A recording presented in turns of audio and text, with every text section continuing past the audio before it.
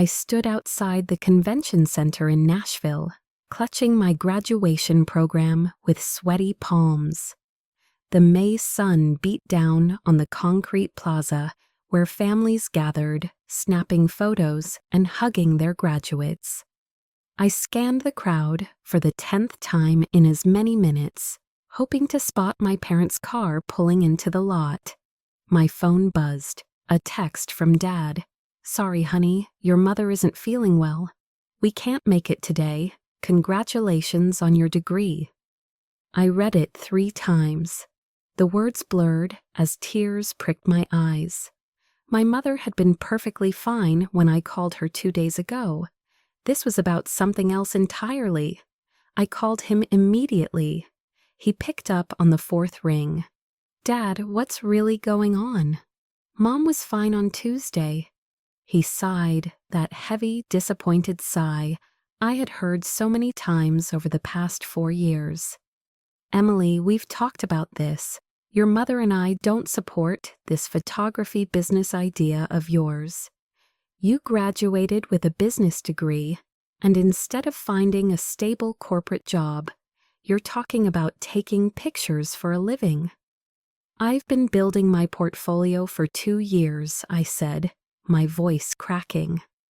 "I already have clients. This isn't just a hobby, it's irresponsible. We paid for your education so you could have security, not chase pipe dreams. Your cousin Bradley just got hired at a bank making $60,000 a year. That's the kind of future we wanted for you." I watched other graduates embracing their parents, saw mothers crying happy tears, and fathers beaming with pride. My chest felt hollow. "So you're punishing me by missing my graduation?" "We're not punishing you. We're being realistic. When you're ready to take your future seriously, we'll be here. Until then, we think it's best if you figure things out on your own." The call ended. I stood there holding my phone, the graduation program crumpling in my other hand. My roommate Sarah found me sitting on a bench 30 minutes later, still in my cap and gown.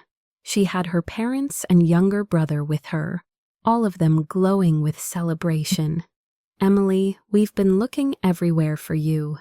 Come take pictures with us." I forced a smile and posed for photos with her family, pretending everything was fine. Sarah's mother kept asking where my parents were, her voice full of innocent concern. I mumbled something about a family emergency and excused myself as soon as I could.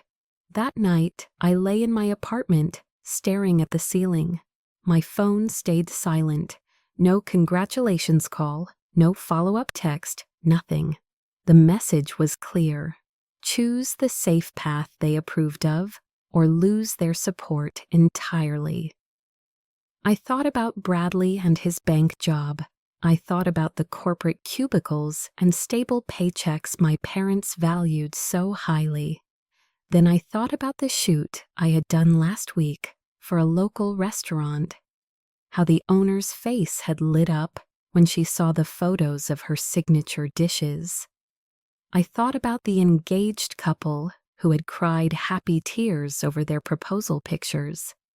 How they had told me I had captured the most important moment of their lives.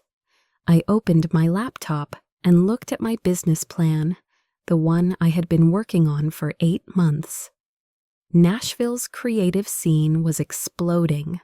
Food bloggers, lifestyle influencers, small businesses. They all needed quality photography. I had already saved $4,000 from freelance work. It wasn't much, but it was a start. My parents wanted me to be realistic. Fine. I would show them what realistic looked like. The next morning, I called Dad one more time. "I'm going forward with my business," I told him. "I hope you'll change your mind and support me, but I'm doing this either way." Another sigh. "Then you're on your own, Emily. Don't call asking for money when this falls apart. I won't." He hung up without saying goodbye. I spent that summer hustling harder than I ever had in my life. I took every photography gig I could find, no matter how small. Birthday parties, pet portraits, real estate listings, menu photography for cafes that could barely afford to pay me. I worked 16-hour days editing photos until my eyes burned, networking at every local business mixer I could crash. My parents didn't call, not once. Sarah moved back home to Houston. I found a cheaper apartment in East Nashville, a cramped studio above a vintage clothing store. My new neighbors were artists, musicians, and tech workers, people who understood hustle and ambition. They became my chosen family that first year. By September, I had incorporated my business officially.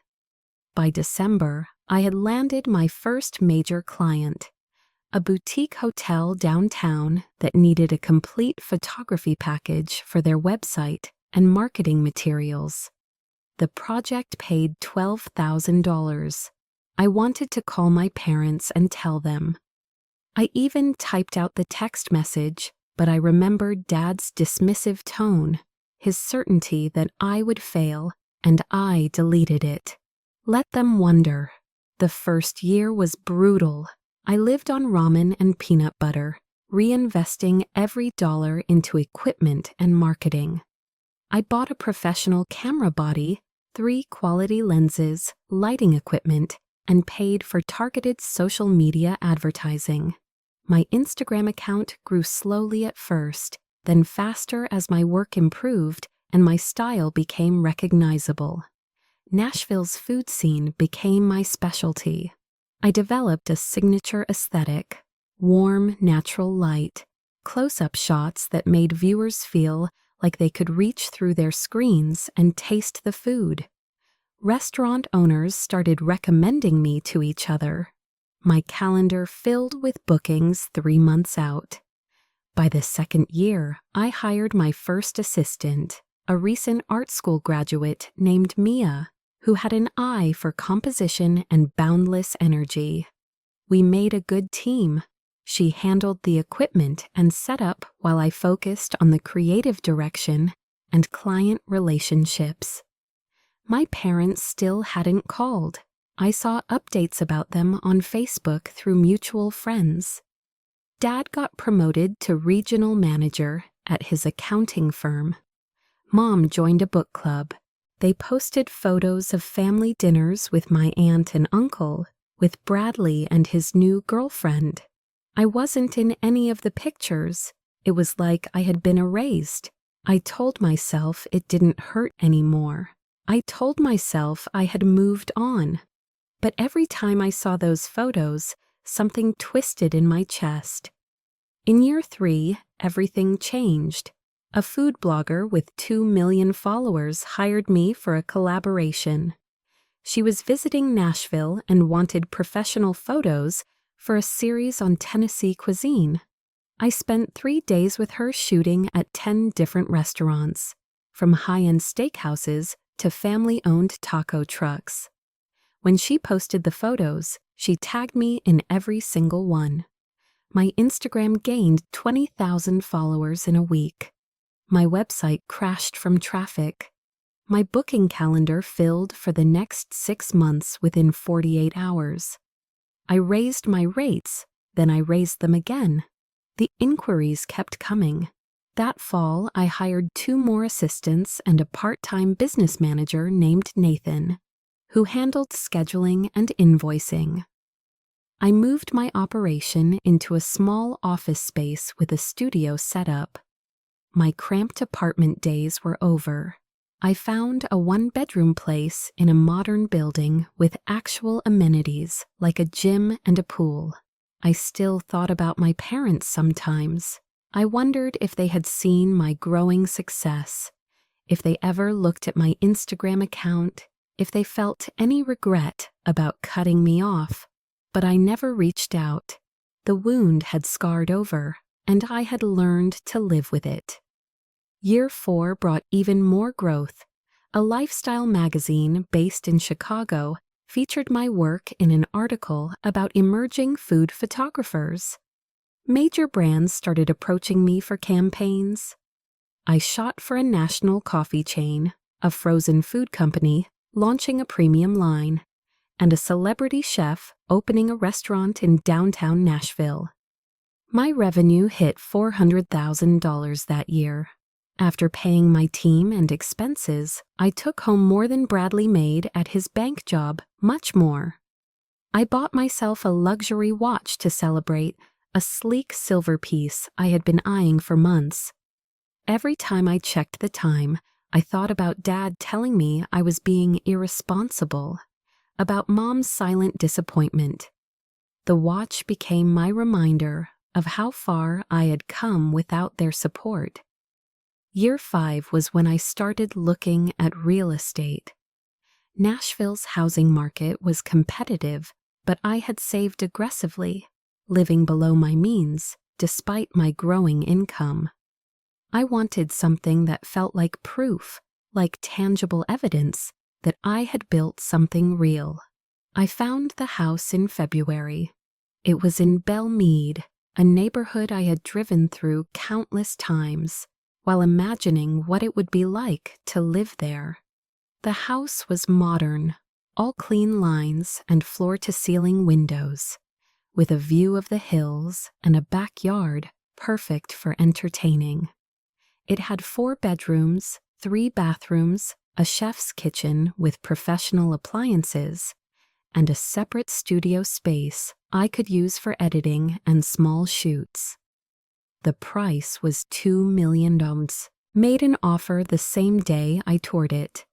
The sellers accepted within 12 hours. Standing in the empty living room after closing, I felt surreal. This was mine. I had done this not with my parents' help, not with anyone's approval, but with my own vision and relentless work. I spent March furnishing the place. I hired an interior designer who understood my aesthetic. Warm minimalism with pops of color, comfortable but elevated. We filled the space with mid-century modern furniture, original art from local Nashville artists, and a dining table that could seat 12 people. The kitchen became my favorite room. Marble countertops, a massive island, top-of-the-line appliances.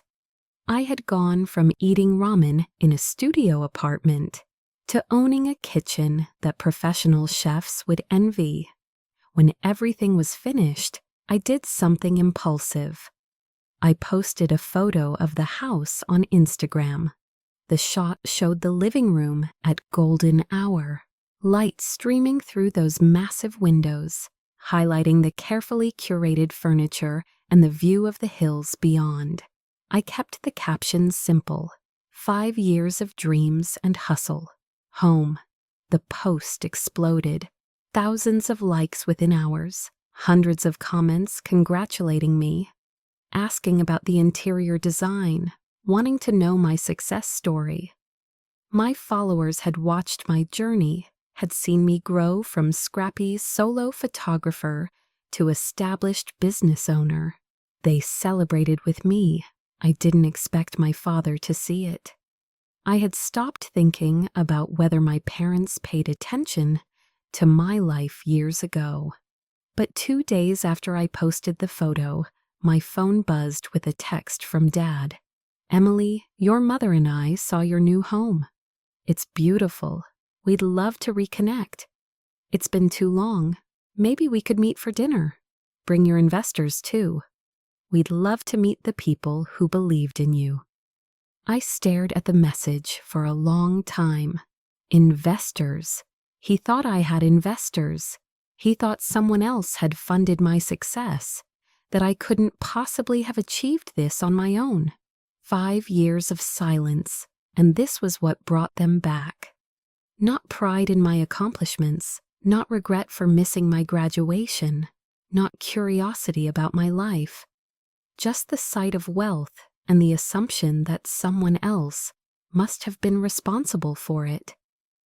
Something cold settled in my stomach. I read the text again, parsing every word. They wanted to reconnect now that I had visible, undeniable success, now that I had something they valued. I thought about that day outside the convention center, about sitting alone on the bench in my cap and gown. I thought about the hundreds of times I had wanted to call them over the past 5 years to share my victories and struggles, only to remember that they had made their choice. I typed out 3 different responses and deleted them all. Finally, I wrote back, "Sure, dinner sounds nice. How about Saturday at 7 p.m.? I'll make reservations." "Perfect," Dad replied immediately. "Your mother is so excited. See you then, honey." Honey, the casual endearment felt like acid. I made a reservation at Oakwood, one of Nashville's most acclaimed restaurants, the kind of place that required booking weeks in advance. I happened to know the owner. I had photographed their seasonal menu launch last fall.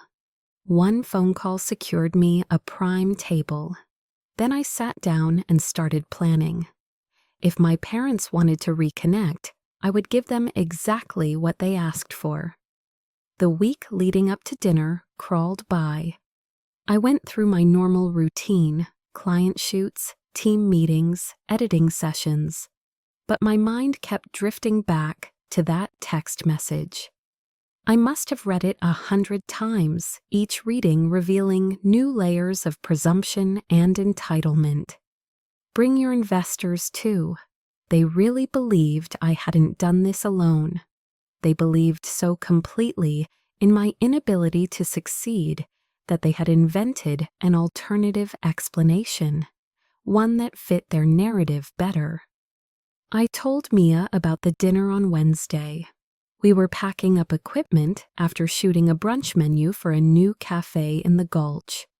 "Wait, your parents who ghosted you for 5 years want to suddenly play happy family?" She shook her head. "That's messed up, Emily. It gets better. I said they want to meet my investors." "Your what? You bootstrapped everything. You didn't have investors." "Exactly." Understanding dawned on her face. Oh, this is going to be good, isn't it?" I smiled, but it didn't reach my eyes. I'm still deciding exactly how good. That evening, I called Nathan. He had been with me for 3 years and understood the business inside and out. More importantly, he had a background in finance before switching to arts management. He knew how to talk numbers. "I need a favor," I told him, "a weird one." "Weird how?" I explained the situation, my parents, the years of silence, the assumption about investors, the upcoming dinner. Nathan was quiet for a moment. "You want to teach them a lesson? I want them to understand what they walked away from, what they missed, who I became without them. What do you need me to do? Come to dinner on Saturday. Pretend to be my business partner. Let them believe whatever they want to believe, and then help me show them the truth." "I'm in," he said without hesitation. "Those people deserve whatever is coming to them." The next few days, Nathan and I prepared. We reviewed financial statements, growth projections, client testimonials. We talked through my journey, making sure he knew every significant milestone. He already knew most of it from working with me, but we refined the narrative, made sure every detail was crisp. I also called in another favor. Lauren, the owner of Oakwood, was someone I had worked with multiple times over the years. We had become genuine friends through our collaborations. "I need the private dining room on Saturday," I told her over coffee on Thursday. "And I need your discretion." "The plot thickens," Lauren said, leaning forward. "Tell me everything." I gave her the condensed version. Her expression shifted from curiosity to anger on my behalf. "Your parents sound like real pieces of work," she said. The private room is yours. What else do you need? I'll let you know Saturday morning. I'm still finalizing the plan. Saturday arrived with perfect spring weather. I spent the morning at a spa, getting my hair done, my nails manicured, preparing like I was going into battle. Because in a way, I was. I chose my outfit carefully, a tailored navy blazer over a silk blouse, fitted pants, and those expensive heels I had bought last month. The luxury watch gleamed on my wrist. I looked successful, polished, exactly like someone who had exceeded every expectation. Nathan met me at the restaurant at 6:30. He wore a sharp charcoal suit and carried a leather portfolio. He looked every bit the successful business partner. "Ready?" he asked. "Not even a little bit," I admitted, "but let's do this anyway." We went inside. Lauren greeted us personally, her expression sympathetic. She led us to the private dining room, a beautiful space with a single long table, ambient lighting, and windows overlooking the downtown skyline. "I've arranged everything you requested," she said quietly. "My staff knows to be discreet. You just give the signal when you're ready." "Thank you," I said, "for everything." She squeezed my hand. "Give them hell, Emily." Nathan and I sat down. He arranged papers from his portfolio on the table, making it look like we had been discussing business. The performance was beginning. At 7 p.m. exactly, the hostess brought my parents to the private dining room. I stood to greet them, my heart hammering against my ribs. 5 years had changed them, added gray to Dad's hair and lines around Mom's eyes. They looked older, smaller somehow than I remembered. Mom's face broke into a wide smile, the kind she usually reserved for church friends and book club members. "Emily, oh my goodness, sweetheart, look at you." She moved in for a hug. I allowed it, standing stiff in her embrace. She smelled the same, like the lavender lotion she had worn forever. The familiarity of it made my throat tight. Dad shook my hand, then seemed to reconsider, and pulled me into an awkward hug as well. "You look wonderful, honey. So professional." "Thank you," I said, my voice carefully neutral. "This is Nathan, my business partner." Nathan stood and shook hands with both of them, his smile warm and genuine. He was already in character, playing the role perfectly. "Business partner," Dad repeated, shooting a knowing look at Mom. "So you did bring your investor." "Actually," Nathan said smoothly, "I came on board 3 years ago." By that point, Emily had already built the foundation herself. I just helped manage the operational side. We all sat down. A server appeared with menus and water glasses. My parents were looking around the private dining room with barely concealed assessment, calculating the cost of everything they saw. "This is quite the place," Dad said. "Very impressive." "The owner is a friend," I said. "I've done several shoots for her restaurant." Mom's hand flew to her chest. "Oh, you're still doing photography? I thought maybe you had moved into something more stable by now." The words hung in the air. Nathan's eyebrows rose slightly, but he stayed silent, letting me handle it. "Photography is my business," I said evenly. "It's what built everything you saw in that Instagram post." Of course," Dad said quickly, waving his hand. "We just meant, with your business degree. We thought you might have expanded into other ventures. Diversified." "The business is quite diversified," Nathan interjected. "We handle commercial photography, brand campaigns, social media content creation, licensing deals. It's a full-service creative agency at this point." He was embellishing slightly, making it sound bigger than it was. and I appreciated the support. My parents nodded along, impressed by the corporate terminology. The server took our orders. Dad and Mom both chose the most expensive entree on the menu. I noticed they ordered a bottle of wine that cost more than I used to spend on groceries in a month. When the server left, Mom reached across the table and patted my hand. "We've missed you so much, sweetheart. It's been too long." I looked at her hand on mine, at her manicured nails and the diamond ring Dad had given her for their 30th anniversary. 5 years, and she still wore it on the same finger. "You could have called," I said quietly. "Any time in the past 5 years, you could have picked up the phone." An uncomfortable silence fell over the table. Dad cleared his throat. "We thought we were doing the right thing," he said, "giving you space to figure things out. We didn't want to enable irresponsibility." "Irresponsibility," I repeated. "You have to understand our position," Mom added. "We wanted you to have security, a real career. We were protecting you from making a huge mistake."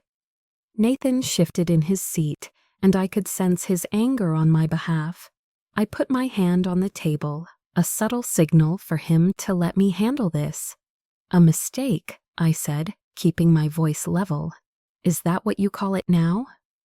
Dad leaned back in his chair, adopting the authoritative posture I remembered from childhood lectures. "Emily, we're not here to rehash the past. We're here to reconnect, to move forward. You've clearly done well for yourself, and we're proud of you." Proud. The word tasted bitter. "You're proud now." "We always wanted the best for you," Mom said, her voice taking on that injured tone she used when she felt attacked. "Everything we did was out of love." The wine arrived, providing a convenient interruption. Dad made a show of tasting it and approving it, playing the sophisticated patriarch. He poured glasses for everyone, lifting his in a toast. "To family," he said, "and to new beginnings." I didn't lift my glass. Nathan followed my lead, leaving his wine untouched on the table. The toast hung awkwardly in the air before Dad lowered his glass, his smile faltering. "Emily, come on. We're trying here." "Are you?" I asked. "Because from where I'm sitting, it seems like you only decided to try after you saw I had money." Mom's face flushed. "That's not fair. We saw your beautiful home and realized how much time had passed. It made us reflect on what we'd been missing." "What you'd been missing," I repeated. "Not who, what." "Honey, you're being dramatic," Dad said, his patience wearing thin. I recognized that edge in his voice. "We made a parenting decision 5 years ago that you disagreed with. That's all. Now you've proven yourself, and we're here to celebrate that with you. Can't we just enjoy this dinner?" Nathan finally spoke up, his voice cool. "I'm curious about something. When Emily was building her business from nothing, working 16-hour days, living in a studio apartment, and eating ramen to afford camera equipment, where were you then?" Dad bristled. "That's really none of your concern. This is a family matter." "I disagree," Nathan said calmly. "Emily is my business partner and my friend. Her success is very much my concern. And I'm wondering what kind of parents abandon their daughter right when she needs support most, then show up years later asking to meet her investors." "We didn't abandon anyone," Mom said sharply. "We gave her space to grow up and take responsibility for her choices." "Is that what you call refusing to answer her calls?" Nathan asked. "Missing every holiday, every birthday, every milestone?" "Because from what Emily told me, she tried to reach out dozens of times that first year. You chose not to respond." I hadn't told Nathan that part.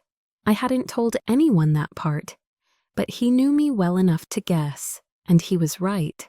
The color drained from Mom's face. We thought it was best to maintain boundaries until you were ready to be realistic about your future. I was realistic, I said, my voice rising despite my attempts to stay calm. I had a business plan. I had clients. I was making money from the start. You just couldn't accept that it wasn't the kind of future you had imagined for me. Dad set down his wine glass with too much force. You were 20 years old, talking about becoming a photographer. Do you have any idea how many people fail at creative careers? We were protecting you from wasting your life. Instead, you wasted 5 years of our relationship, I said. 5 years I can never get back. Graduations, achievements, struggles, growth. We missed all of it by choice. The appetizers arrived, breaking the tension temporarily. The server must have sensed the atmosphere because she set down the plates quickly and disappeared. None of us touched our food. Mom dabbed at her eyes with her napkin. We thought we were doing the right thing. You have to forgive us for that. Do I asked. Do I have to forgive you for missing my graduation? For never asking how I was doing when I was struggling? For ghosting me so completely that I had to find out about Bradley's engagement through Facebook? Bradley's engaged. The question slipped out before Mom could stop herself, revealing that she hadn't actually told me about it deliberately for 6 months now. I said, but you knew that. You just didn't think I deserved to know. I wasn't part of the family anymore, remember? Dad pushed his appetizer plate aside. This isn't productive. We came here to reconnect, not to argue about the past. The past is the only reason we're here, I said. You want to reconnect now because you think I have investors, because you think I have money, because my success finally fits the narrative you can accept? You couldn't be proud of me when I was scrappy and hustling.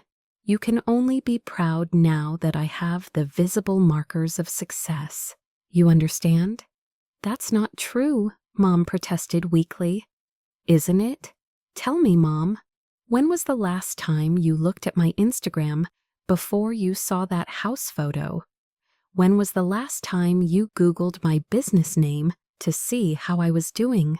She said nothing, confirming what I already knew. Nathan cleared his throat. For what it's worth, Emily built something remarkable. Her revenue last year was nearly $500,000. She employs 5 people. She's worked with national brands and celebrities. Major publications have featured her work. She did all of that without a single dollar of outside investment, without any family support, completely on her own. I watched my parents process this information.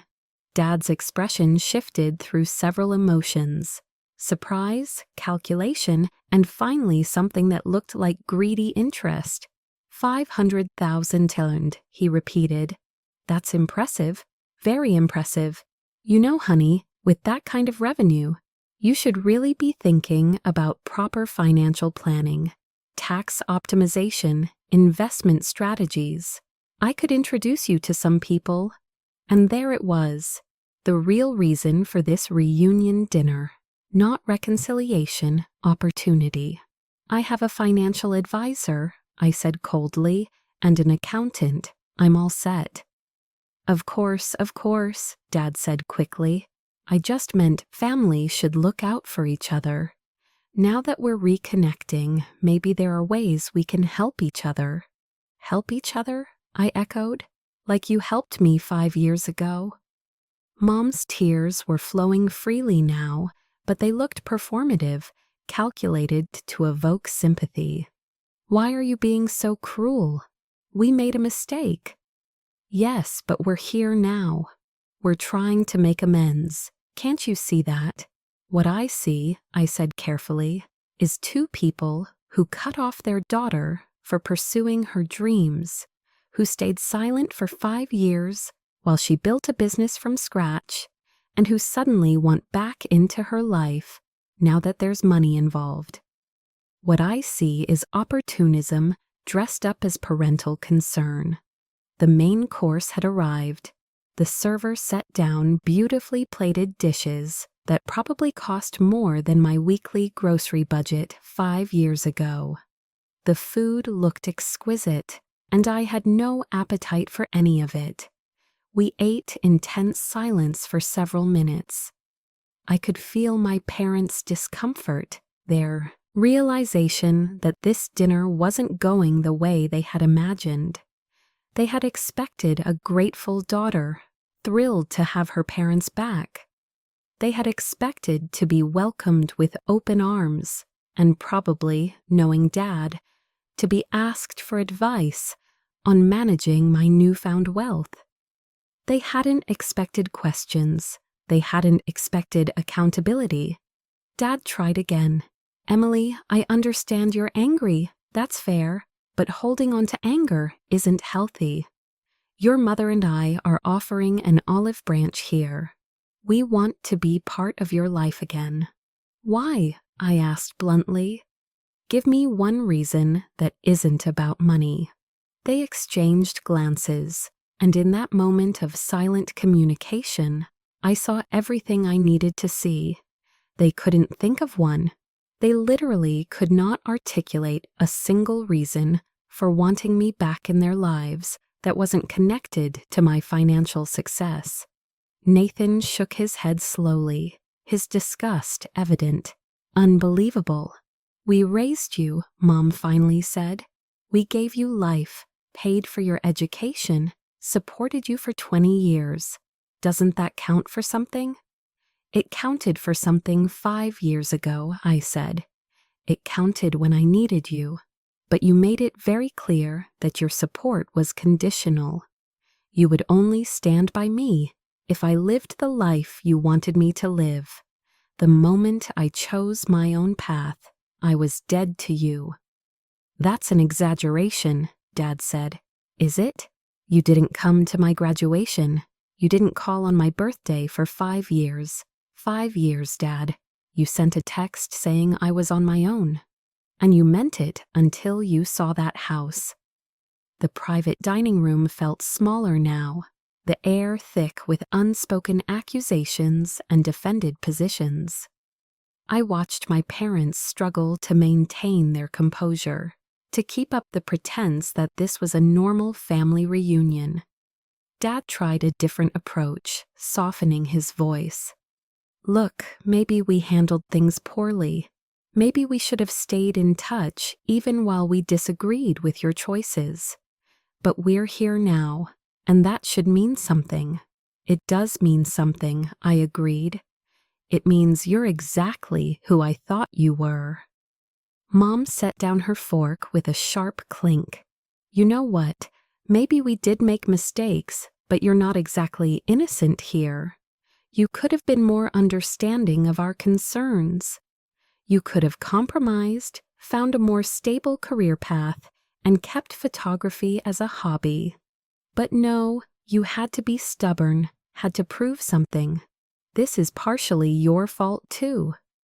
I felt Nathan tense beside me, preparing to jump to my defense, but I held up a hand. This moment, this reveal of their true feelings, was exactly what I needed. "My fault," I said softly, "for dreaming too big, for wanting to build something meaningful instead of settling for someone else's definition of success, for not being Bradley with his bank job and his safe, predictable life." "Bradley has a good life," Dad said defensively. "He's engaged, buying a house, saving for retirement. He's doing everything right. And I'm doing everything wrong, even though I make more than he does, own a $2 million house, outright, and built a thriving business. Even now, with all the proof of my success, you still can't fully accept it, can you? You still wish I had chosen differently." The The truth of my words hung in the air. Neither of them denied it. "We just want you to be happy," Mom said, but the words sounded hollow. "No," I corrected her.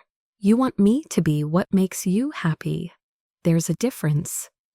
Nathan leaned forward, addressing my parents directly.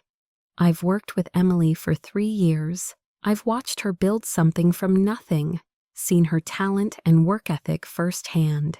She's one of the most successful young entrepreneurs I know. And you two almost destroyed her." "Destroyed her?" Dad scoffed. "She's clearly fine." "She's fine because she's incredibly resilient," Nathan said. "But those first 2 years, she cried herself to sleep more nights than she'd probably admit. She worked herself to exhaustion, trying to prove she wasn't the failure you convinced her she was.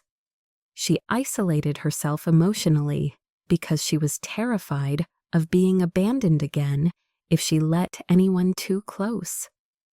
I felt my cheeks burning. Nathan was sharing things I had told him in confidence during late-night editing sessions when exhaustion had loosened my carefully maintained walls. But I didn't stop him. My parents needed to hear it. "We didn't know," Mom whispered. "You didn't want to know," I said. "That's different. You chose not to be there for any of it. And now you want to waltz back into my life and pretend the past 5 years didn't happen. It doesn't work like that."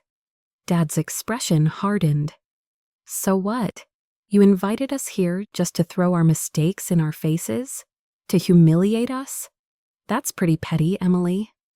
"Petty," I repeated, feeling something crack open inside me. "You think this is petty? You abandoned me at the most vulnerable point in my life. You missed my graduation, my first big client, the day I signed the lease on my first office. You weren't there when I broke my wrist shooting in the rain and had to finish the job anyway because I couldn't afford to lose the client. You weren't there when my business hit 6 figures, or when I bought my first new car, or when a magazine called me one of Nashville's most promising young photographers. You missed everything, Dad. Everything that mattered. And you did it deliberately to teach me a lesson." My voice had risen, and I forced myself to take a breath to regain control. "So yes, I invited you here tonight, but not to reconnect, not to forgive and forget, and play happy family. I invited you here because you asked to meet my investors, and I thought you deserved to meet the only investor who ever believed in me." I stood up, my chair scraping against the floor. Nathan stood as well, backing my play without knowing exactly where I was going with it. "The only investor in my business was me," I said, my voice steady now, clear and strong. "Every dollar that built what I have came from my own work. Saved $4,000 from freelance jobs before I even graduated. I lived on practically nothing for 2 years so I could buy equipment. I worked 16-hour days, 7 days a week. I taught myself business management, marketing, financial planning. I made every mistake you can make and learned from all of them. I built this entirely alone because you left me no choice." Mom was crying again, but this time the tears looked real, shocked and painful. "I am my own investor," I continued. "I bet on myself when no one else would, and I won. That house you saw on Instagram, I bought it with cash I earned myself. This watch I held up my wrist, paid for with money from my largest campaign last year. Everything I have, everything I am, I built from the ground up without a single cent or word of encouragement from either of you." "Emily," Dad started, but I wasn't finished. "You texted me asking to bring my investors because you couldn't conceive that I might have done this alone? You needed there to be someone else, some outside force that explained my success. Because the alternative, that I succeeded despite you, that I was right and you were wrong, was too much for your egos to handle. I walked to the door of the private dining room and opened it. Lauren was standing nearby as we had arranged, and she nodded to me. "So here's what's going to happen," I said, turning back to my parents. "You're going to finish your expensive dinner that I'm paying for even though you don't deserve it.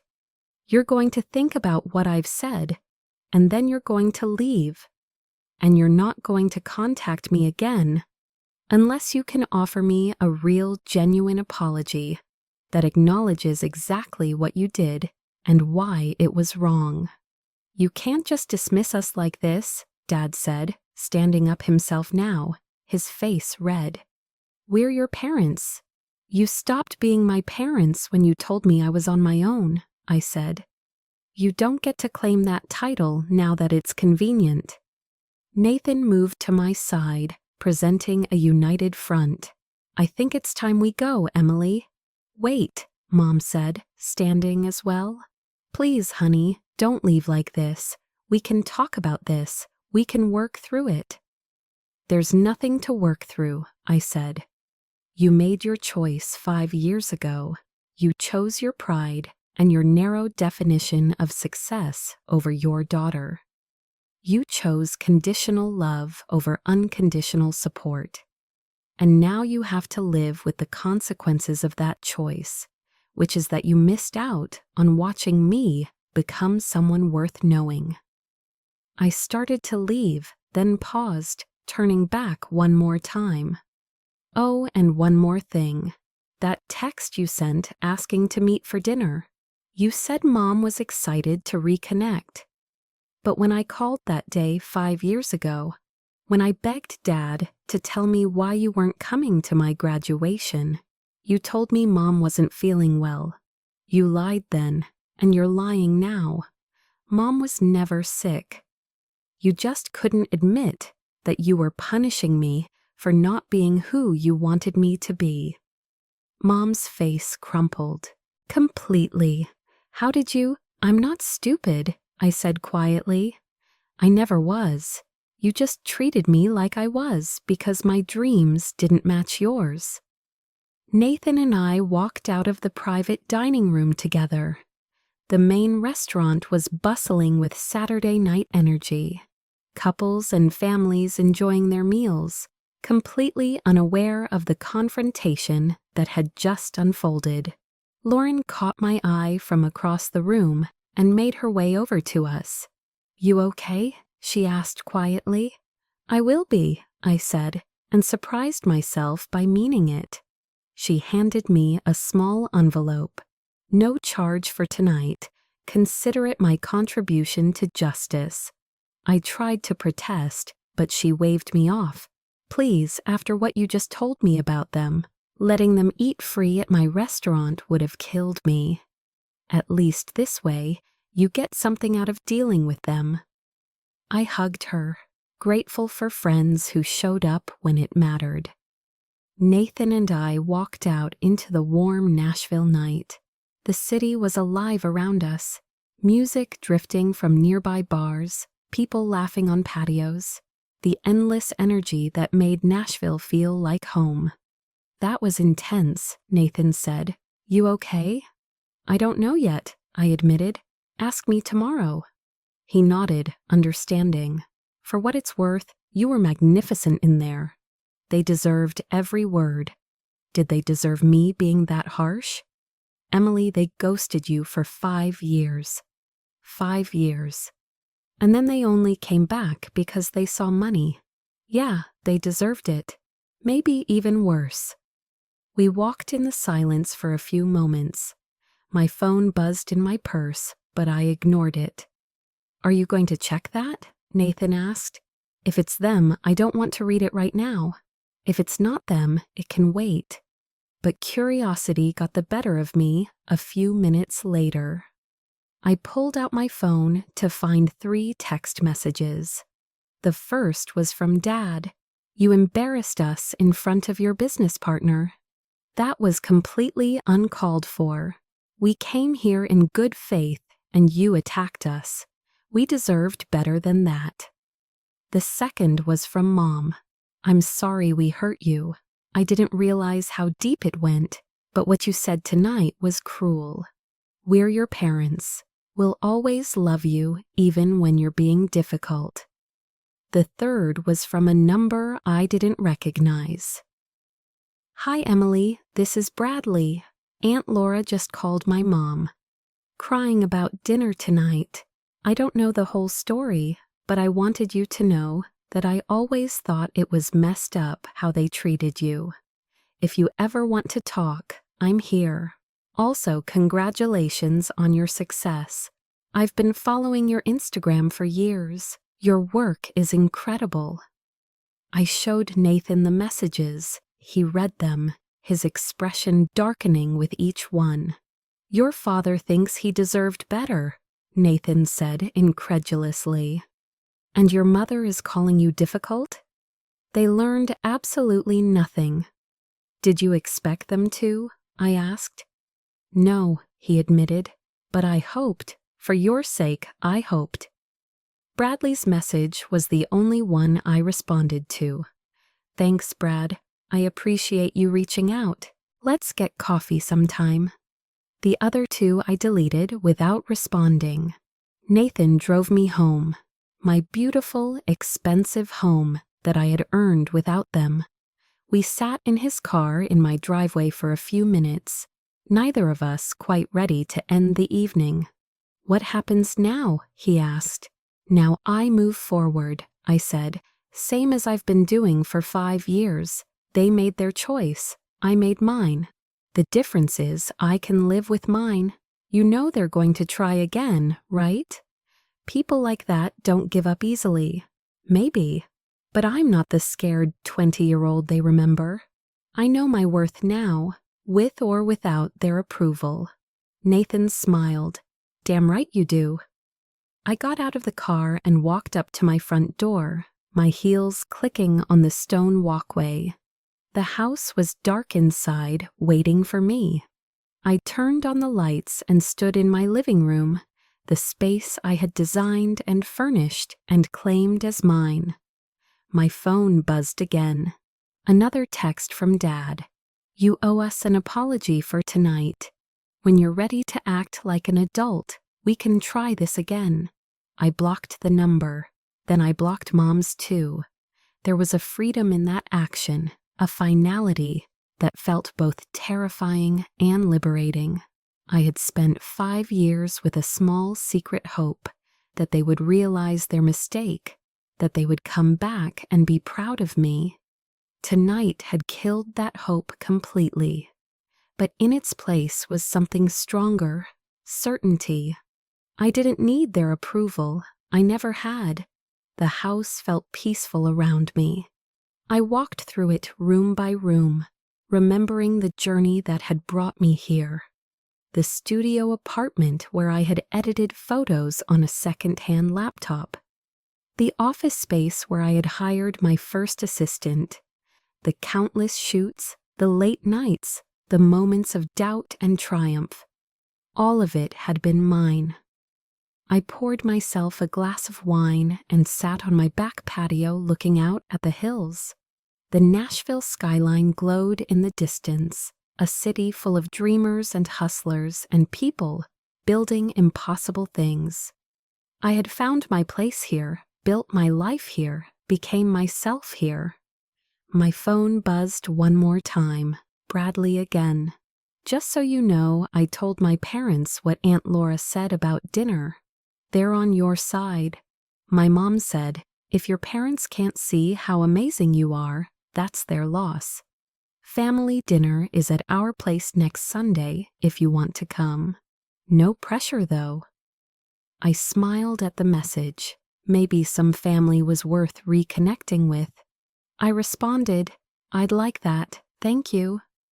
The night air was perfect, that ideal Tennessee temperature where you could sit outside without being too hot or too cold. I thought about the girl I had been 5 years ago, standing outside that convention center alone. I wished I could tell her that it would be okay, that the pain of that moment would transform into something valuable, that being cut loose would force her to become someone she never could have been with the safety net of parental approval. But maybe she wouldn't have believed me. Maybe she needed to walk the path herself, just like I had. My business phone rang. It was after 10 p.m. on a Saturday. Unusual for a work call, but I answered anyway. "Emily, it's Samantha Hayes from Lifestyle Magazine. I know it's late, but I just got your submission photos for the Tennessee feature, and I had to call. These are extraordinary. We want to do a full spread, 6 pages, and we'd like to do a profile piece on you as well, about your journey building your business. Would you be interested?"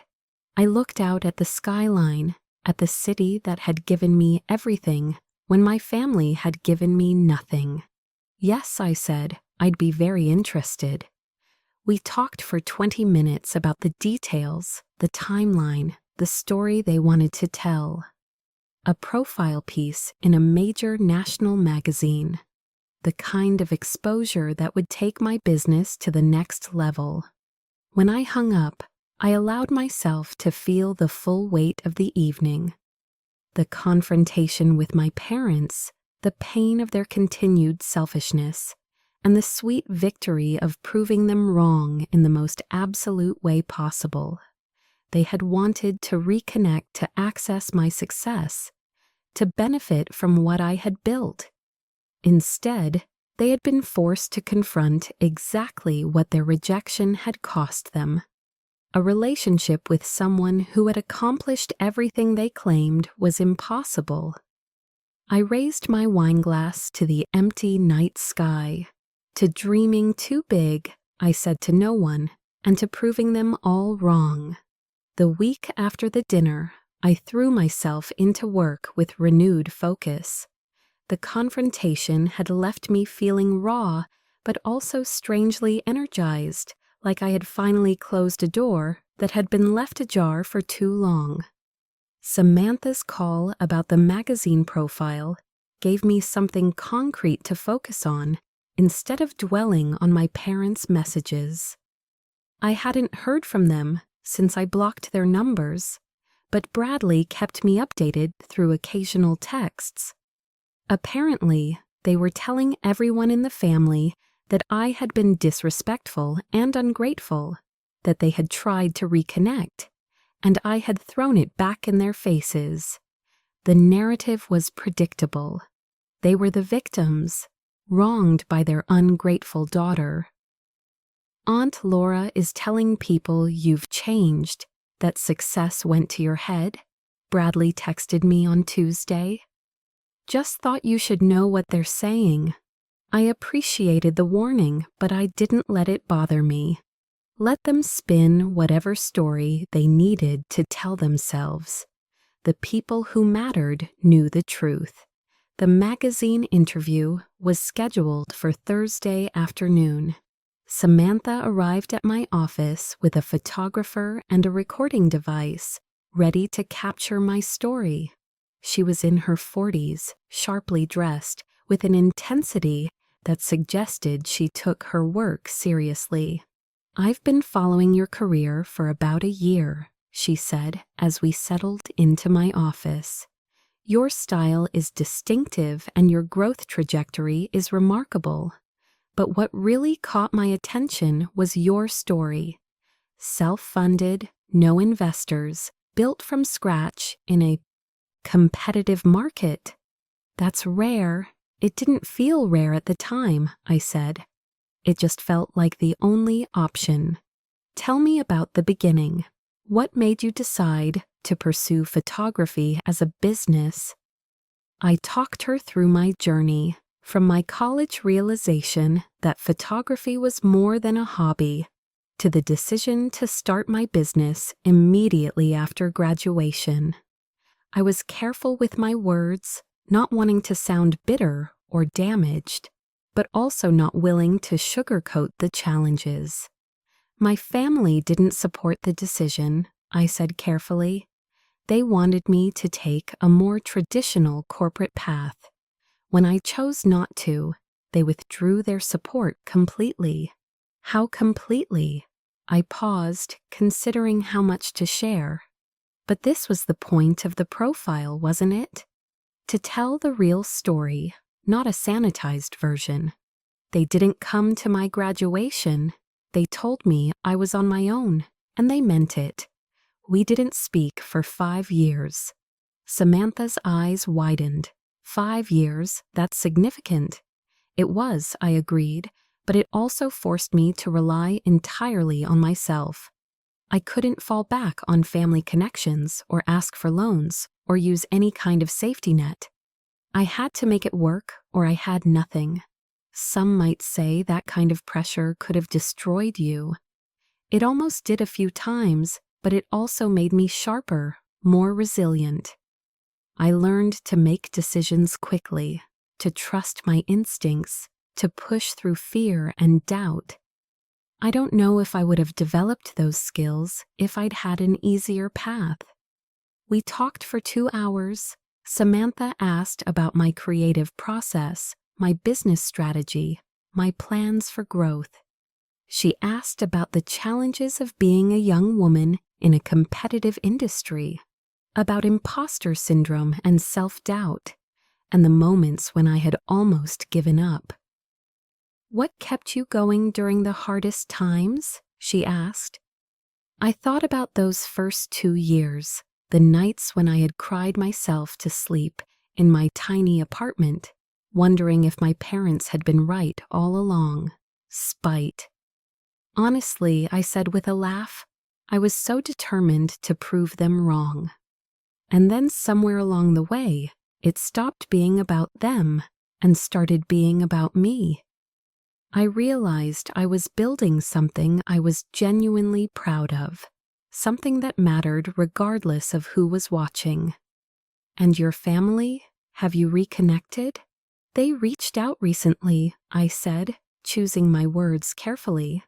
But it became clear pretty quickly that they were more interested in my success than in actually rebuilding our relationship. Some wounds don't heal just because time passes. Samantha nodded, understanding. That must be painful. It was, but I've made peace with it. You can't force people to see your worth. And you can't make them regret choices they're not sorry for. All you can do is keep moving forward and build a life that fulfills you, with or without their approval. The photographer took shots of me in my office, at my desk reviewing photos on my computer. He captured the space I had created, the team working in the background, the evidence of a thriving business. These photos would accompany the profile, showing readers exactly what I had built.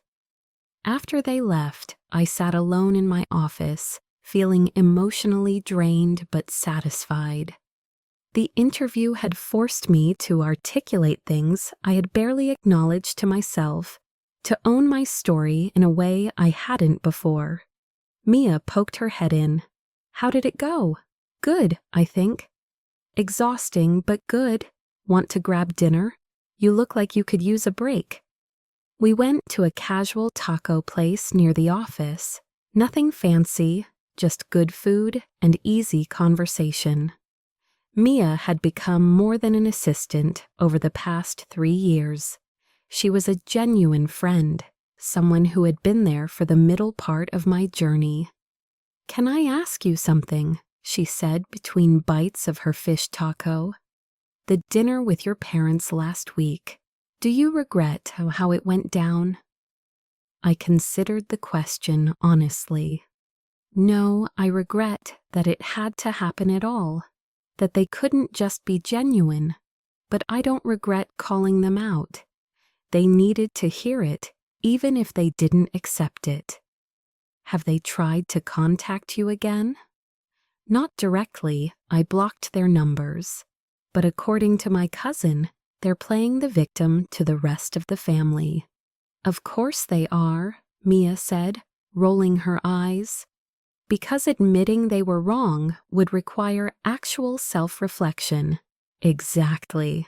Well, for what it's worth, I think you handled it perfectly. They showed up expecting you to be grateful and instead got a reality check. That's poetic justice. I smiled. Nathan called it karma. Nathan's not wrong.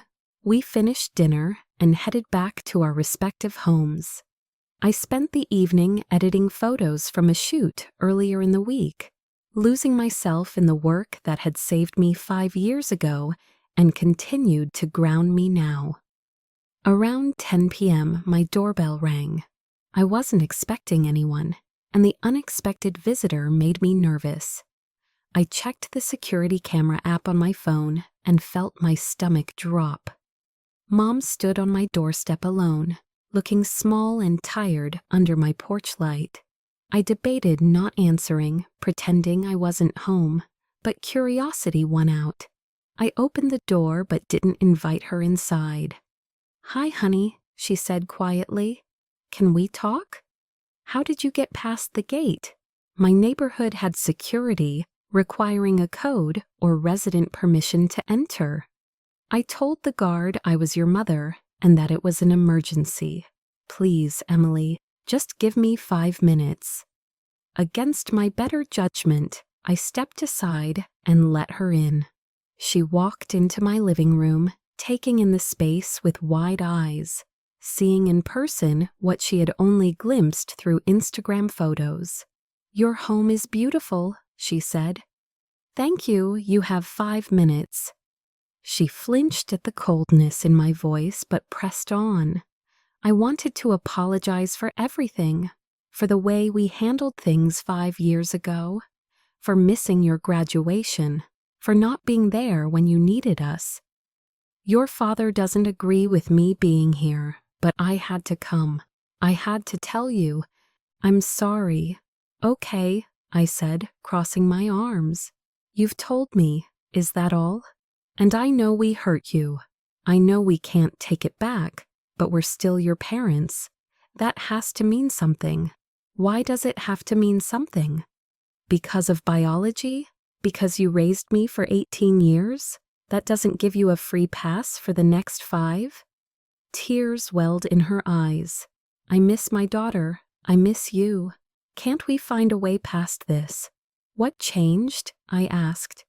"Between the dinner on Saturday and now, what actually changed? Are you sorry you cut me off, or are you sorry it backfired?" Mom sat down on my couch without being invited, her shoulders slumping. She looked older than she had at the restaurant, more fragile. Part of me felt sympathy. Most of me felt numb. "I've been thinking about what you said at dinner," she began. "About how we treated you, about the lies we told. Your father is convinced you were just being dramatic. But I can't stop thinking about it. About you alone at your graduation, about all the times over the years when I wanted to reach out but didn't because your father said we needed to stay strong, maintain our boundaries. You could have called anyway," I pointed out. "You're not a child. You have your own phone, your own choices. I know, and that's on me. I let him make decisions for both of us when it came to you. And that was wrong. I should have been stronger. I should have fought for our relationship." I sat down in the chair across from her, maintaining distance. "Why didn't you?" She was quiet for a long moment, her hands twisting in her lap. "Because part of me agreed with him. Not about cutting you off completely, but about being worried. You were so young, so idealistic. Photography seemed like such a risky choice. We had friends whose kids had tried creative careers and ended up broke, living in their parents' basement at 30. We didn't want that for you, so you chose no relationship over a relationship where I might struggle. We thought tough love would work. We thought if we withdrew support, you'd realize you needed a backup plan, something stable. We never imagined you'd actually succeed the way you have. That's the problem, Mom. You never believed in me. You never thought I could do it. And when I proved you wrong, instead of being happy about it, you just tried to find other explanations. Investors, business partners, anything but the possibility that I was capable all along. She wiped at her eyes. You're right. We didn't believe in you, and we should have. We should have trusted that we raised someone smart and capable enough to make her own decisions. But you didn't trust me. You trusted your fear more than you trusted me. I know, and I'm sorry. I'm so sorry, Emily. The apology sounded genuine, more real than anything she had said at the restaurant. But I had learned over the past 5 years that sorry wasn't always enough. What do you want from me? I asked. Forgiveness, reconciliation, what would that even look like? I don't know, she admitted. I just know I want my daughter back. I want to know you, the person you've become. I want to be part of your life again.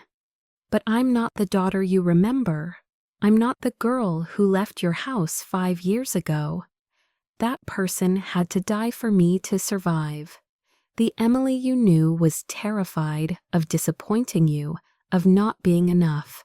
She made herself small to fit into your expectations. I can't be her again. I don't want you to be her, Mom said quickly. I want to know who you are now. Do you? Because the person I am now is someone who built a business you didn't believe in, someone who chose risk over safety, who made unconventional choices, who doesn't fit into your nice, neat boxes. If you couldn't accept that Emily 5 years ago, why would you accept her now? Because I was wrong, she said simply. I was wrong about what you needed, wrong about what would make you happy, wrong about what you were capable of. I'm trying to admit that. I studied her face, looking for signs of manipulation or performance, but she looked genuinely distressed, genuinely remorseful. It would have been easier if she was still being defensive. Where's Dad in all this? I asked. Why isn't he here with you? She looked down at her hands. He's angry about what happened at dinner. He thinks you ambushed us, set us up for humiliation. He's not ready to apologize because he doesn't think he did anything wrong. He thinks we made a reasonable parenting decision, that you're blowing out of proportion. Missing my graduation is out of proportion. I know, she said miserably. I've told him that. We've been fighting about it all week. He keeps saying we're the victims here, that you're being ungrateful and disrespectful. But I can't shake what you said about me being sick that day. You were right, I wasn't sick. We just didn't want to go, and we lied about it. That's inexcusable. At least she could admit that much. So what now? You apologize, and we're supposed to go back to being mother and daughter like nothing happened? No, I know it's not that simple, but maybe we could start somewhere. Coffee or lunch, small steps. Let me get to know you again, and you can decide if you want me in your life. And Dad, he'll come around eventually, or he won't. But I'm not going to let his pride cost me my daughter anymore. The words sounded good, but I had learned to be cautious about words without action backing them up. I need time to think about this, I said. This isn't something I can decide right now. I understand. Take all the time you need. She stood up, gathering her purse. Can I ask you something before I go? What? That house photo you posted on Instagram, was that deliberate? Did you post it knowing we'd see it? I considered lying, but what was the point? Yes, I knew you followed my account, even though you never liked or commented. I wanted you to see what I'd accomplished. I wanted you to know what you'd missed. She nodded slowly. I deserve that. We both do. And for what it's worth, I've looked at every photo you've posted for 5 years. I've watched you grow and succeed, and I've been proud, even though I had no right to be. I just wasn't brave enough to tell you. She walked to the door, then turned back. Your father asked me to find out about your investors. He wanted names, contact information. He's already thinking about business opportunities, about ways to leverage your connections. Why are you telling me this? Because you should know who he is, and you should know that I'm not here for that. I'm just here for you. After she left, I stood in my living room for a long time, processing the conversation. Part of me wanted to believe her, wanted to think that maybe she had actually learned something, but I had been disappointed too many times to trust easily. I called Nathan. My mom just showed up at my house. What? How did she even get in? Lied to the gate guard about an emergency. I filled him in on the conversation. Do you believe her? He asked when I finished. I don't know, she seemed genuine. But seeming genuine and being genuine are different things. What does your gut tell you? I thought about it. My gut says she's sorry we're not close anymore, but I'm not sure she's sorry for the right reasons. She's sorry it turned out badly for her. Not necessarily sorry for what she did to me. That's a pretty important distinction. Yeah. So what are you going to do? Nothing for now. I told her I need time to think, and I do. This isn't a decision I can make when I'm still angry and hurt. Fair enough. Just don't let her guilt you into anything. You don't owe her forgiveness just because she showed up. After we hung up, I made myself tea and sat on my back patio again, looking out at the view that had started this whole mess. If I hadn't posted that photo, my parents never would have reached out. I would have continued building my life without them, and maybe that would have been easier, but maybe I needed this confrontation. Maybe I needed to face them and say all the things I had swallowed for 5 years. Maybe I needed to see that even with an apology, some relationships couldn't be what they once were. My phone buzzed with a text from an unknown number. I almost didn't open it, assuming it was Dad from a different phone, but curiosity won out. Hi, Emily. This is Megan from Nashville Business Journal. We heard about your upcoming lifestyle magazine feature and would love to do a local piece on your business growth. Would you be interested in an interview? I smiled despite my emotional exhaustion. This was what mattered: the work, the growth, the continued success. Everything else was just noise. I responded, yes, I'd be very interested. Let's schedule something for next week. The business I had built was solid, real, undeniable. It existed independently of my parents' approval or disapproval. That was the victory that mattered, more than any confrontation or apology. The next morning, I woke up to find 3 missed calls from Dad's office number and 2 voicemails. I listened to them over coffee. The first was civil, asking me to call him back to discuss family matters. The second was less civil, accusing me of turning Mom against him and demanding that I stop manipulating the situation. I deleted both and blocked the office number too. The lifestyle magazine feature came out 3 weeks later. 6 glossy pages showcasing my work, my office, my team, and my story. The profile piece was titled Building Dreams: How Emily Created a Photography Empire from Scratch. and it didn't pull punches about my family situation. Samantha had written, "Emily's journey is remarkable, not just for her creative talent, but for her resilience in the face of complete familial rejection." When her parents withdrew support at graduation, threatening her with isolation if she pursued her passion, she chose passion. The result is a thriving business that grossed nearly $500,000 last year, employing 5 people and working with national brands. It's a testament to what's possible when belief in yourself is stronger than the need for approval. The article went viral online within hours of publication. My Instagram gained 50,000 followers in 2 days. My email inbox filled with interview requests, speaking engagement offers, and inquiries from potential clients. The Nashville Business Journal piece came out the following week, adding local fuel to the national fire. My phone rang constantly. Mia fielded most of the calls, but some I took myself.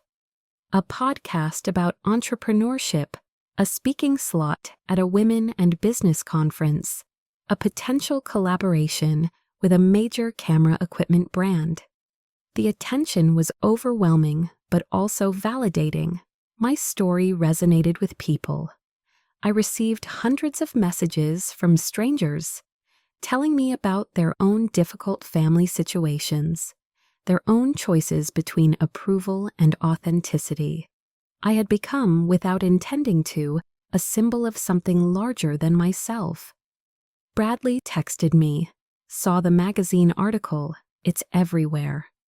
Aunt Laura is losing her mind. She's telling everyone the article is full of lies and that you made them sound worse than they are." My mom told her to stop embarrassing herself. I appreciated the updates but felt oddly detached from my parents' reactions. They had become characters in a story rather than active participants in my life. Mom tried to call several times from different numbers before I finally answered. "Emily, we need to talk about this article," she said, her voice tight with anger and barely controlled panic. "What about it? You made us look terrible. Everyone we know has read it or heard about it. People at church are asking questions. Your father's colleagues have mentioned it. This is humiliating for us." "It's the truth," I said calmly. "I didn't make you look like anything. I just told the reporter what happened. You could have been more discreet. You could have said we had a disagreement without going into such specific detail about everything. Why would I protect you? You didn't protect me when I needed it most." She was silent for a moment, and I could hear her breathing heavily on the other end of the line. "Your father wants to sue the magazine for defamation. He's already contacted a lawyer."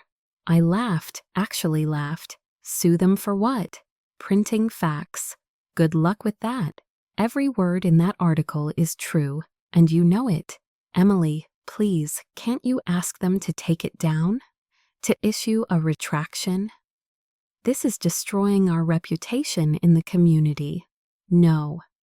And even if I wanted to, I couldn't. It's published, it's out there. The only thing a retraction would do is draw more attention to it and make things worse for you. So you're just going to let us be dragged through the mud publicly like this? You dragged yourselves through the mud 5 years ago when you made your choices. I just documented what happened. If you don't like how it looks in print, maybe that should tell you something about your behavior." "I came to your house," she said, her voice breaking with emotion. "I apologized. I tried to make things right with you, and you repaid me by humiliating us publicly in a national magazine. The article was written before you came to my house. The interview happened before your apology.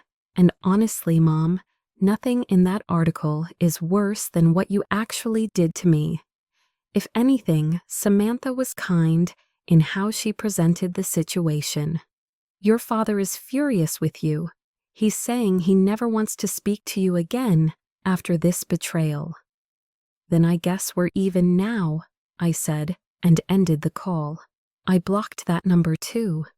The media attention continued for another week before gradually dying down to a manageable level, but the impact on my business was undeniable and lasting. I booked out for the next year within a month of the article's publication. I had to hire 2 more assistants just to handle the volume of inquiries flooding in. My rates tripled, and clients still lined up eagerly to work with me.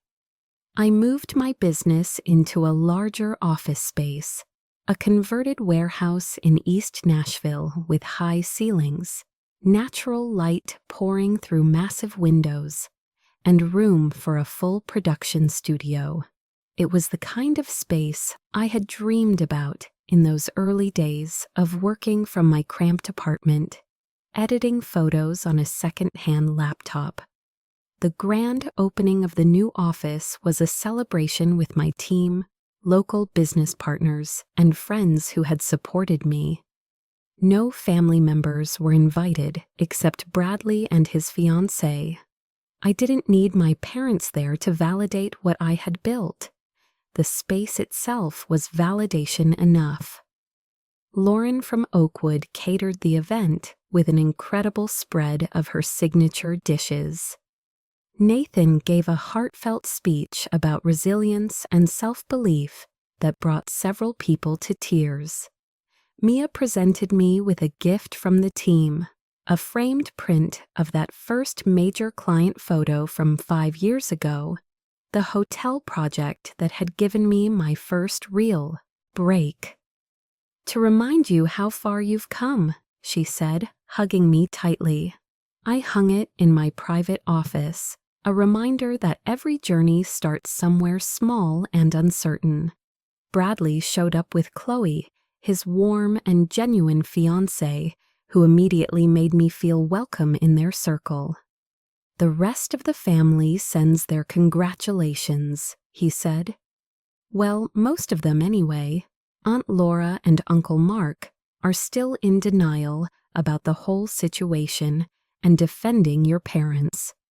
"Let them stay there in their delusion," I said. "I'm done caring what they think." As the party wound down and guests began to leave, I stood in my new office, looking out at the space I had created through sheer determination. 5 years ago, I had been alone at my graduation, convinced I had lost everything that mattered. Now I was surrounded by people who had chosen to be in my life, who supported me without conditions or caveats or expectations. My parents had wanted me to bring my investors to dinner that night. They had wanted to meet the people who had believed in me when they refused to.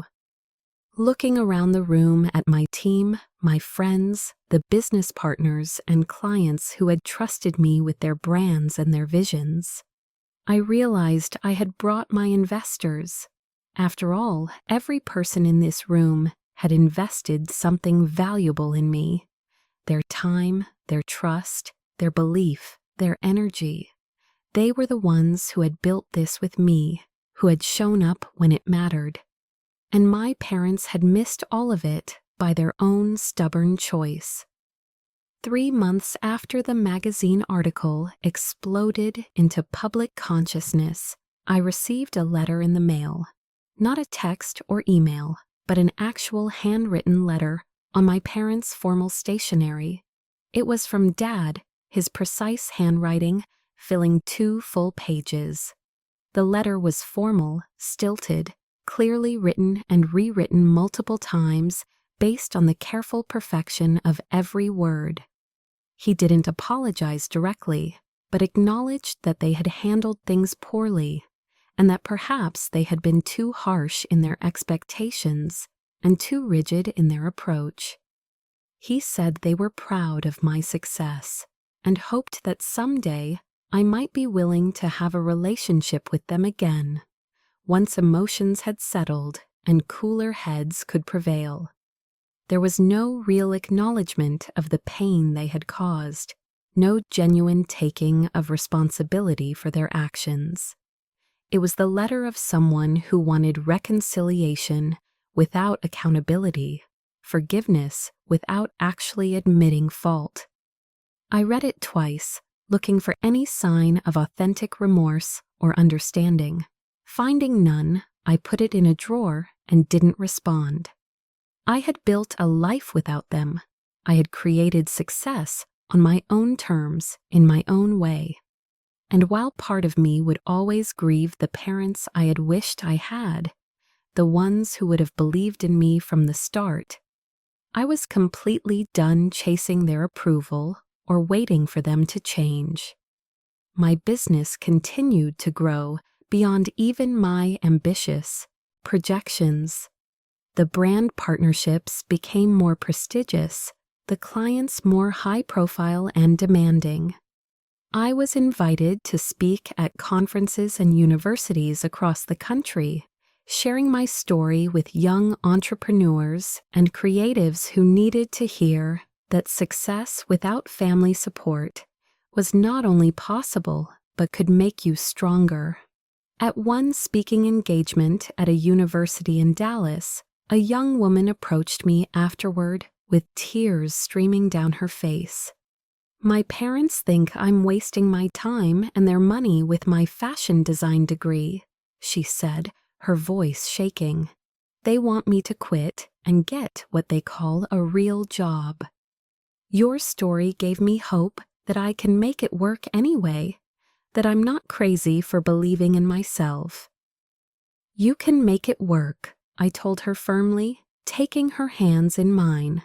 "It won't be easy, and there will be moments when you doubt yourself and wonder if they were right. But if you want it badly enough, if you're willing to work harder than you ever thought possible, and push through the fear, you can build something real and meaningful." She hugged me tightly, thanking me over and over for the encouragement. And in that moment, standing in that university auditorium, I understood with perfect clarity why the article and my story had resonated so deeply with so many people.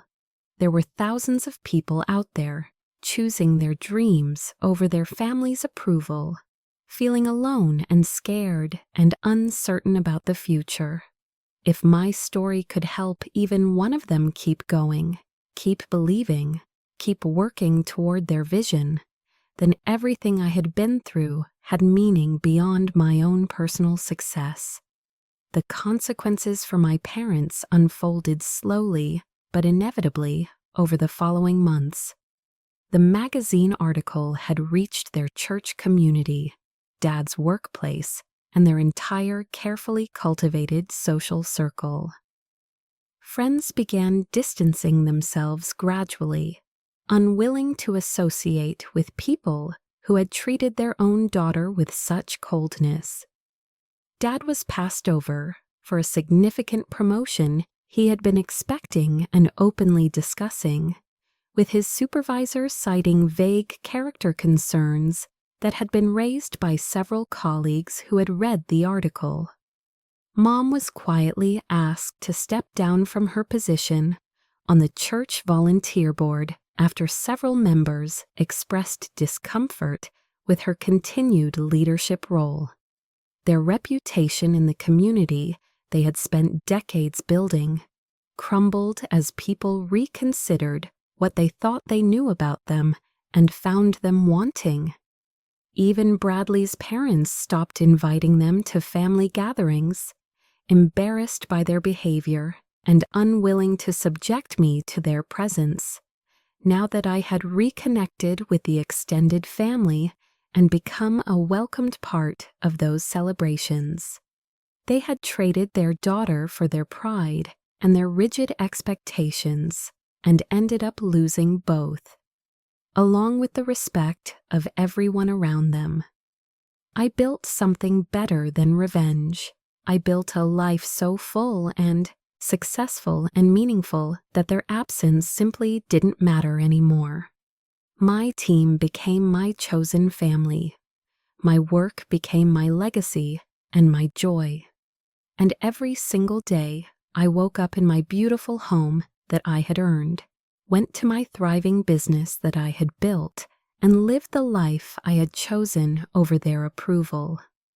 Sometimes late at night when I couldn't sleep, I thought about that scared girl standing outside the convention center 5 years ago, alone and heartbroken, and I wished I could travel back in time to tell her that the pain would transform into power, that being cut loose would force her to learn to fly higher than she ever could have with their safety net. The revenge wasn't in the confrontation at that dinner or even in the magazine article that exposed their behavior.